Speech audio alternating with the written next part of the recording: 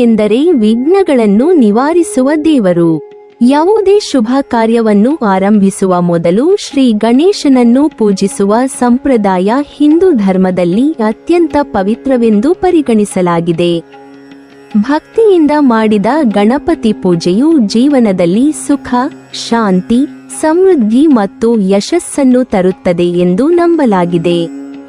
ಆದರೆ ಪೂಜೆಯ ಸಮಯದಲ್ಲಿ ತಿಳಿದೋ ತಿಳಿಯದೆಯೋ ಮಾಡುವ ಕೆಲವು ತಪ್ಪುಗಳು ಪೂಜೆಯ ಫಲವನ್ನು ಕಡಿಮೆ ಮಾಡಬಹುದು ಎಂಬ ನಂಬಿಕೆ ಧಾರ್ಮಿಕ ಸಂಪ್ರದಾಯಗಳಲ್ಲಿ ಕಂಡುಬರುತ್ತದೆ.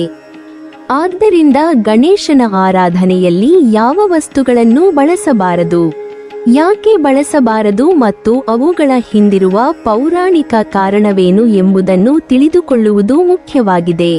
1. ಕೇದಿಗೆ ಅಥವಾ ಕೇತಕಿ ಹೂವನ್ನು ಅರ್ಪಿಸಬಾರದು. ಗಣಪತಿ ಪೂಜೆಯಲ್ಲಿ ಕೇದಿಗೆ ಅಥವಾ ಕೇತಕಿ ಹೂವನ್ನು ಅರ್ಪಿಸುವುದನ್ನು ಶಾಸ್ತ್ರಗಳಲ್ಲಿ ನಿಷೇಧಿಸಲಾಗಿದೆ ಎಂದು ಹೇಳಲಾಗುತ್ತದೆ.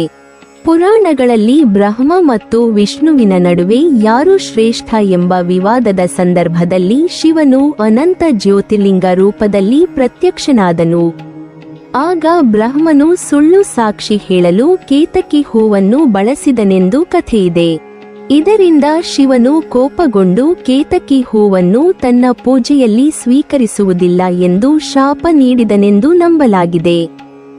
ಗಣೇಶನು ಶಿವನ ಪುತ್ರನಾಗಿರುವುದರಿಂದ ಶಿವ ಕುಟುಂಬದ ಆರಾಧನೆಯಲ್ಲಿ ಕೂಡ ಕೇದಿಗೆ ಹೂವನ್ನು ಬಳಸಬಾರದು ಎಂಬ ಆಚರಣೆ ಬೆಳೆದು ಬಂದಿದೆ. ಬದಲಾಗಿ ಯಾವ ಹೂವನ್ನು ಅರ್ಪಿಸಬೇಕು?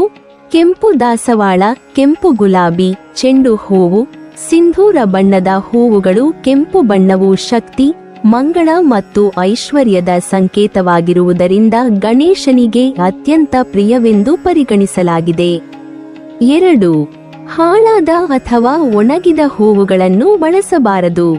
ದೇವರ ಪೂಜೆಯಲ್ಲಿ ಯಾವಾಗಲೂ ತಾಜಾ ಮತ್ತು ಸುಗಂಧಭರಿತ ಹೂಗಳನ್ನು ಮಾತ್ರ ಬಳಸಬೇಕು.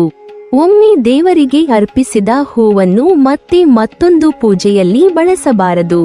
ಅದೇ ರೀತಿ ಒಣಗಿದ, ಕೊಳೆತ ಅಥವಾ ಬಾಡಿದ ಹೂಗಳನ್ನು ಅರ್ಪಿಸುವುದು ಶ್ರೇಯಸ್ಕರವಲ್ಲ. ಧಾರ್ಮಿಕ ನಂಬಿಕೆಯ ಪ್ರಕಾರ ಒಣ ಹೂವು ಜೀವನದಲ್ಲಿ ಉತ್ಸಾಹವನ್ನು ಕಡಿಮೆ ಮಾಡುತ್ತದೆ, ಮನಸ್ಸಿನಲ್ಲಿ ನಿರಾಸೆ ಹೆಚ್ಚಾಗುತ್ತದೆ, ಮಾನಸಿಕ ಶಾಂತಿ ಕಡಿಮೆಯಾಗುತ್ತದೆ, ಕಾರ್ಯಗಳಲ್ಲಿ ಅಡೆತಡೆಗಳು ಎದುರಾಗಬಹುದು. ತಾಜಾ ಹೂವು ಭಕ್ತಿಯ ಸಂಕೇತವಾಗಿದ್ದರೆ ಬಾಡಿದ ಹೂವು ನಿರ್ಲಕ್ಷ್ಯದ ಸಂಕೇತವೆಂದು ಪರಿಗಣಿಸಲಾಗುತ್ತದೆ. 3. ತುಳಸಿಯನ್ನು ಗಣೇಶನಿಗೆ ಅರ್ಪಿಸಬಾರದು. ಇದು ಅತ್ಯಂತ ಪ್ರಸಿದ್ಧವಾದ ನಿಯಮವಾಗಿದೆ. ಪುರಾಣಗಳ ಪ್ರಕಾರ ತುಳಸಿ ದೇವಿಯು ಗಣೇಶನನ್ನು ವಿವಾಹವಾಗಲು ಬಯಸಿದಳು. ಆದರೆ ಬ್ರಹ್ಮಚರ್ಯ ವ್ರತದಲ್ಲಿದ್ದ ಗಣೇಶನು ಅದನ್ನು ನಿರಾಕರಿಸಿದನು.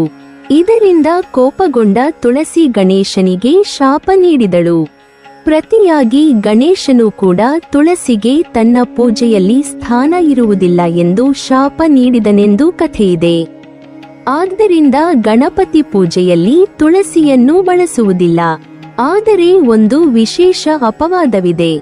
ಗಣೇಶ ಚತುರ್ಥಿಯ ಸಂದರ್ಭದಲ್ಲಿ ಕೆಲವು ಪ್ರದೇಶಗಳಲ್ಲಿ ತುಳಸಿಯನ್ನು ವಿಶೇಷ ಆಚರಣೆಯ ಭಾಗವಾಗಿ ಅರ್ಪಿಸುವ ಸಂಪ್ರದಾಯವೂ ಇದೆ. ಹೀಗಾಗಿ ಸ್ಥಳೀಯ ಸಂಪ್ರದಾಯ ಮತ್ತು ಕುಟುಂಬದ ಆಚರಣೆಗೆ ಅನುಗುಣವಾಗಿ ನಡೆದುಕೊಳ್ಳುವುದು ಉತ್ತಮ. ಸಾಮಾನ್ಯವಾಗಿ ದಿನನಿತ್ಯದ ಗಣಪತಿ ಪೂಜೆಯಲ್ಲಿ ತುಳಸಿಯನ್ನು ಬಳಸುವುದಿಲ್ಲ. 4. ಬಿಳಿ ಬಣ್ಣದ ವಸ್ತುಗಳನ್ನು ಬಳಸಬಾರದು. ಕೆಲವು ಸಂಪ್ರದಾಯಗಳಲ್ಲಿ ಗಣೇಶನಿಗೆ ಬಿಳಿ ಹೂವು, ಬಿಳಿ ಚಂದನ, ಬಿಳಿ ಬಟ್ಟೆ ಮುಂತಾದವುಗಳನ್ನು ಅರ್ಪಿಸಬಾರದು ಎಂದು ಹೇಳಲಾಗುತ್ತದೆ. ಇದಕ್ಕೆ ಚಂದ್ರನ ಕಥೆಯನ್ನು ಸಂಬಂಧಿಸಲಾಗಿದೆ. ಒಮ್ಮೆ ಗಣೇಶನು ವಾಹನವಾದ ಇಲಿಯೊಂದಿಗೆ ಹೋಗುತ್ತಿದ್ದಾಗ ಕೆಳಗೆ ಬಿದ್ದನು. ಇದನ್ನು ನೋಡಿ ಚಂದ್ರನು ನಕ್ಕನೆಂದು ಕಥೆಯಿದೆ. ಇದರಿಂದ ಗಣೇಶನು ಕೋಪಗೊಂಡು ಚಂದ್ರನಿಗೆ ಶಾಪ ನೀಡಿದನು. ಈ ಘಟನೆಯ ಕಾರಣದಿಂದ ಕೆಲವರು ಬಿಳಿ ಬಣ್ಣವನ್ನು ಚಂದ್ರನ ಸಂಕೇತವಾಗಿ ಪರಿಗಣಿಸಿ ಗಣೇಶನ ಪೂಜೆಯಲ್ಲಿ ಕೆಂಪು ಅಥವಾ ಸಿಂಧೂರ ಬಣ್ಣಕ್ಕೆ ಹೆಚ್ಚಿನ ಮಹತ್ವ ನೀಡುತ್ತಾರೆ. ಆದರೆ ಇಲ್ಲಿ ಒಂದು ವಿಷಯ ಗಮನಿಸಬೇಕು. ಅನೇಕ ಗಣೇಶ ದೇವಾಲಯಗಳಲ್ಲಿ ಹಾಗೂ ಕೆಲವು ಸಂಪ್ರದಾಯಗಳಲ್ಲಿ ಬಿಳಿ ಚಂದನ ಅಥವಾ ಬಿಳಿ ಹೂವುಗಳನ್ನು ಬಳಸುವ ಆಚರಣೆಯೂ ಇದೆ. ಆದ್ದರಿಂದ ಇದು ಎಲ್ಲೆಡೆ ಒಂದೇ ರೀತಿಯ ನಿಯಮವಲ್ಲ. ನಿಮ್ಮ ಕುಟುಂಬದ ಸಂಪ್ರದಾಯ ಅಥವಾ ದೇವಾಲಯದ ವಿಧಾನದಂತೆ ನಡೆದುಕೊಳ್ಳುವುದು ಸೂಕ್ತ. 5. ತುಂಡಾದ ಅಕ್ಕಿ ಅಥವಾ ಒಣ ಅಕ್ಷತೆಯನ್ನು ಬಳಸಬಾರದು. ಅಕ್ಷತೆ ಎಂದರೆ ಅಖಂಡತೆ, ಸಂಪೂರ್ಣತೆ ಮತ್ತು ಮಂಗಳದ ಸಂಕೇತ.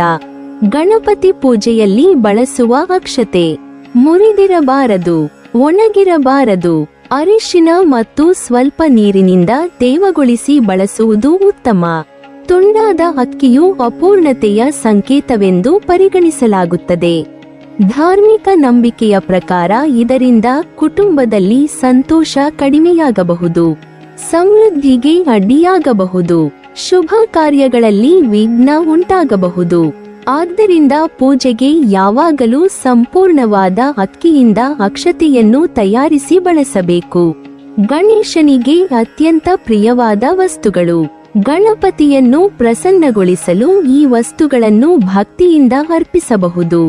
21 ದುರ್ವೆ ಹುಲ್ಲು, ಕೆಂಪು ದಾಸವಾಳ, ಮೋದಕ, ಬಾಳೆಹಣ್ಣು, ತೆಂಗಿನಕಾಯಿ, ಬೆಲ್ಲ, ತುಪ್ಪದ ದೀಪ, ಸಿಂಧೂರ ಇವುಗಳನ್ನು ಭಕ್ತಿಯಿಂದ ಅರ್ಪಿಸಿದರೆ ಗಣೇಶನ ಅನುಗ್ರಹ ದೊರೆಯುತ್ತದೆ ಎಂಬ ನಂಬಿಕೆ ಇದೆ. ಶ್ರೀ ಗಣೇಶನ ಆರಾಧನೆಯಲ್ಲಿ ಅತ್ಯಂತ ಮುಖ್ಯವಾದದ್ದು ಭಕ್ತಿ, ಶ್ರದ್ಧೆ, ಶುದ್ಧ ಮನಸ್ಸು ಮತ್ತು ಸತ್ಯನಿಷ್ಠೆ. ಇವುಗಳೊಂದಿಗೆ ಪೂಜೆ ಮಾಡಿದರೆ ವಿಘ್ನವಿನಾಶಕನಾದ ಗಣೇಶನ ಕೃಪೆ ಸದಾ ನಿಮ್ಮೊಂದಿಗೆ ಇರುತ್ತದೆ. ನೀವಿನ್ನೂ ನಮ್ಮ ಚಾನೆಲ್ ಅನ್ನು ಸಬ್ಸ್ಕ್ರೈಬ್ ಮಾಡಿಲ್ವಾ? ಹಾಗಾದರೆ ಈ ಕೂಡಲೇ ನಮ್ಮ ಇಂದ್ರಜಾಲ ಚಾನೆಲ್ ಅನ್ನು ಸಬ್ಸ್ಕ್ರೈಬ್ ಮಾಡಿ ಮತ್ತು ಪಕ್ಕದಲ್ಲಿರುವ ಬೆಲ್ ಐಕಾನ್ ಅನ್ನು ಕ್ಲಿಕ್ ಮಾಡಿದರೆ ನಮ್ಮ ಹೊಸ ವಿಡಿಯೋಗಳನ್ನು ನೀವು ನೋಡಬಹುದು.